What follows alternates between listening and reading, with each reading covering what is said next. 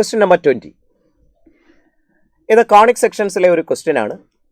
ഒരു ഹൈപ്പർബോളയുടെ രണ്ട് ഫോക്കസുകൾ നമുക്ക് തന്നിരിക്കുന്നു. Ordered pair 1,14 and ordered pair 1,-12. And also ഈ ഹൈപ്പർബോള പാസ് ചെയ്യുന്ന ഒരു പോയിന്റ് തന്നിട്ടുണ്ട്, ഓർഡേഡ് പെയർ 1,6. അങ്ങനെയാണെങ്കിൽ നമുക്ക് കണ്ടുപിടിക്കേണ്ടത് ഹൈപ്പർബോളയുടെ length of the latus rectum. നമുക്കറിയാം length of the latus rectum 2b²/a. അപ്പോൾ 2b²/a ആണ് കാൽക്കുലേറ്റ് ചെയ്യേണ്ടത്. 2b²/a കാൽക്കുലേറ്റ് ചെയ്യണമെങ്കിൽ നമുക്ക് എയുടെയും ബിയുടെയും വാല്യൂസ് ആണ് വേണ്ടത്. ശരിയാണല്ലോ? ഓക്കെ. അപ്പോൾ അതിന് വേണ്ടിയിട്ട് നമുക്കിവിടെ തന്നിരിക്കുന്നത് ഹൈപ്പർബോളയുടെ രണ്ട് ഫോക്കസുകളുമുണ്ട്, ഹൈപ്പർബോള പാസ് ചെയ്യുന്ന ഒരു പോയിന്റുമുണ്ട്. ഈ ഹൈപ്പർബോളയുടെ രണ്ട് ഫോക്കസുകളും എടുത്ത് നോക്കിയാൽ തന്നെ നിങ്ങൾക്ക് കാണാൻ പറ്റും ഈ രണ്ട് പോയിന്റുകളും ഏതൊക്കെയാണ്. ഒന്ന് 1,14, മറ്റത് ഓർഡേഡ് പെയർ 1,-12. രണ്ടും x=1 എന്ന് പറയുന്ന സ്ട്രൈറ്റ് ലൈനിലെ പോയിന്റ്സ് അല്ലേ. അപ്പോൾ അതുകൊണ്ട് തന്നെ നമ്മുടെ ഹൈപ്പർബോളയുടെ ട്രാൻസ്വേഴ്സ് ആക്സിസ് എന്ന് പറയുന്നത് x=1 എന്ന് പറയുന്ന ലൈനാണ്. x=1 ഒരു വെർട്ടിക്കൽ ലൈനാണല്ലോ. ഓക്കെ. അപ്പോൾ x=1 എന്ന് പറയുന്ന ലൈൻ, അപ്പോൾ ഞാനൊരു വെർട്ടിക്കൽ ലൈൻ വരച്ചു. സപ്പോസ് ഇതാണ് x=1 എന്നിരിക്കട്ടെ. നമ്മുടെ ഹൈപ്പർബോള ഇങ്ങനെയാണെന്ന് വിചാരിക്കാം. ഹൈപ്പർബോളയുടെ ഫോക്കസ് എന്ന് പറയുന്നത് ഈ ലൈനിലാണ്. ഓക്കെ. അപ്പോൾ ട്രാൻസ്വേഴ്സ് ആക്സിസ് ഈ ലൈനാണ്. ഫോക്കസ് നമുക്ക് മാർക്ക് ചെയ്തേക്കാം. ഒരു ഫോക്കസ് ദാ ഇവിടെ മാർക്ക് ചെയ്തു, അതാണ് 1,14 എന്നിരിക്കട്ടെ. ഓക്കെ. അടുത്ത ഫോക്കസ് ദാ ഇവിടെ വരുന്നു, അപ്പോൾ അത് നമുക്ക് 1,-12. ശരിയാണല്ലോ? ഓക്കെ. ഈ രണ്ട് ഫോക്കസുകളെയും ജോയിൻ ചെയ്യുന്ന ലൈൻ സെഗ്മെന്റിന്റെ മിഡ് പോയിന്റ് എടുത്താൽ അതായിരിക്കില്ലേ ഹൈപ്പർബോളയുടെ സെന്റർ എന്ന് പറയുന്നത്. ഓക്കെ. അഥവാ ഈ ഹൈപ്പർബോളയുടെ കോൺജുഗേറ്റ് ആക്സിസ് നമ്മൾ വരച്ചാൽ ദാ സെന്ററിലൂടെ ഇങ്ങനെ ഇരിക്കും അല്ലേ. യെസ്.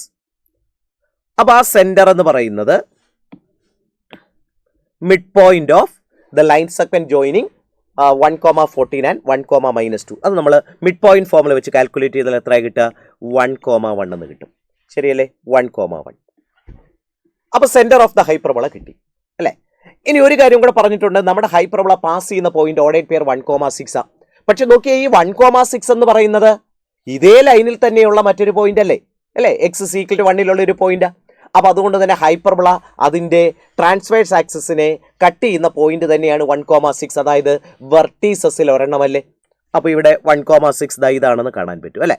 1,6. അപ്പോൾ അങ്ങനെയാണെങ്കിൽ നമുക്ക് എയും ബിയും ഒക്കെയാണ് കണ്ടുപിടിക്കേണ്ടത്. കാരണം ലാറ്റസ് റെക്റ്റത്തിന്റെ ലെങ്ത് ആണ് ചോദിച്ചത്. അത് 2b²/a ആണെന്ന് നമുക്കറിയാം. Okay.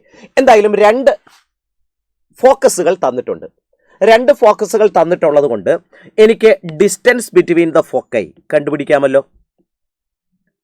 Distance between the foci, രണ്ട് ഫോക്കസുകൾക്ക് ബിറ്റ്വീനുള്ള ഡിസ്റ്റൻസ് കണ്ടുപിടിക്കാം. ഡിസ്റ്റൻസ് ഫോർമുല യൂസ് ചെയ്താൽ പോരെ. ഡിസ്റ്റൻസ് ഫോർമുല യൂസ് ചെയ്താൽ നമുക്ക് എന്താ കിട്ടുക? സ്ക്വയർ റൂട്ട് ഓഫ് അല്ലേ x2 - x1 the whole square. ശരിക്കും പറഞ്ഞാൽ അതിൻ്റെ ആവശ്യം കൂടി ഇല്ല. കാരണം നോക്കിയ രണ്ട് ഫോക്കസുകളുടെയും x കോർഡിനേറ്റുകൾ സെയിം ആണ്. അങ്ങനെയാണെങ്കിൽ ആ y കോർഡിനേറ്റുകളുടെ ഡിഫറൻസ് എടുത്താൽ അതായിരിക്കില്ലേ ഡിസ്റ്റൻസ്. നമുക്ക് അങ്ങനെ ചെയ്തേക്കാം.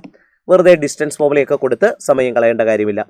അപ്പോൾ 14ഉം -12ഉമാണ് ഇവിടെ y കോർഡിനേറ്റുകളായിട്ട് വന്നിരിക്കുന്നത് ഫോക്കസുകളുടെ. അപ്പോൾ അങ്ങനെയാണെങ്കിൽ ഡിസ്റ്റൻസ് ബിറ്റ്വീൻ ദ ഫോക്കൈ വേണമെങ്കിൽ 14 - -12 26 വരും. അപ്പോൾ 26 ആണ് ഡിസ്റ്റൻസ് ബിറ്റ്വീൻ ദ ഫോക്കൈ. പക്ഷെ നമുക്കറിയാം ഏതൊരു ഹൈപ്പർബോള എടുത്താലും ഡിസ്റ്റൻസ് ബിറ്റ്വീൻ ദ ഫോക്കൈ എന്തായിരിക്കും? 2AE ആണെന്നാണ് നമ്മൾ പഠിച്ചിരിക്കുന്നത് അല്ലേ, അല്ലെങ്കിൽ 2C. അപ്പോൾ 2AE = 26. അവിടെ നിന്ന് A × E നമുക്ക് 13 എന്ന് കിട്ടുമല്ലോ. അപ്പോൾ ദാ ഒരു ഇക്വേഷൻ കിട്ടിയിട്ടുണ്ട്. ഇനി മാത്രമല്ല നമ്മുടെ ഹൈപ്പർബോളയുടെ ഒരു വെർട്ടെക്സ് ഓർഡേഡ് പെയർ 1,6 ആ ഫിഗറിലുണ്ടല്ലോ. സെന്റർ ഓഫ് ദ ഹൈപ്പർബോള ഉണ്ടല്ലോ. വെർട്ടെക്സും സെന്ററുമായിട്ടുള്ള ഈ ഡിസ്റ്റൻസ് അല്ലേ ശരിക്കും പറഞ്ഞാൽ ഹൈപ്പർബോളയുടെ സെമി ട്രാൻസ്വേഴ്സ് ആക്സിസിന്റെ ലെങ്ത് അല്ലേ എ. അപ്പോൾ ഇവിടെ എ എനിക്ക് എന്താണെന്ന് എഴുതാൻ പറ്റും? A = ഡിസ്റ്റൻസ് ബിറ്റ്വീൻ 16 ആൻഡ് 11 അല്ലേ. 16ഉം 11ഉം തമ്മിലുള്ള ഡിസ്റ്റൻസ് വേണമെങ്കിൽ നേരത്തെ പറഞ്ഞു x കോർഡിനേറ്റുകൾ സെയിം തന്നെ ആയതുകൊണ്ട് തന്നെ y കോർഡിനേറ്റുകളുടെ ഡിഫറൻസ് എടുത്താൽ പോരെ. y കോർഡിനേറ്റുകൾ 6ഉം 1ഉമാണ്. അപ്പോൾ 6ൻ്റെയും 1ൻ്റെയും ഡിഫറൻസ് എടുക്കാം. 6 - 1 5 എന്നല്ലേ കിട്ടുക. അപ്പോൾ എയുടെ വാല്യൂ നമുക്ക് എന്ത് കിട്ടി? 5 എന്ന് കിട്ടി. അപ്പോൾ എ കിട്ടി, അതുപോലെ തന്നെ എ കിട്ടി.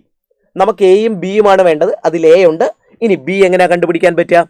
b² നമുക്ക് a² × e² - 1 എന്നല്ലേ എഴുതാൻ പറ്റുക ഹൈപ്പർബോളയെ സംബന്ധിച്ചിടത്തോളം. അതായത് a² e² minus A square എന്നല്ലേ. എ സ്ക്വയർ ഈ സ്ക്വയർ എ ഇയുടെ സ്ക്വയർ ആണ്. എ ഇ 13 ആണ്. അപ്പൊ 13ന്റെ സ്ക്വയർ മൈനസ് എ സ്ക്വയർ എത്രയാ 5 സ്ക്വയർ അല്ലെ. അതായത് 169 മൈനസ് 25 അതായത് 144 എന്ന് വരും. അപ്പൊ ബി സ്ക്വയർ നമുക്ക് 144 എന്ന് കിട്ടി. നമുക്ക് വേണ്ടത് എന്താ? ലാറ്റസ് റെക്റ്റത്തിന്റെ ലെങ്ത് അല്ലേ.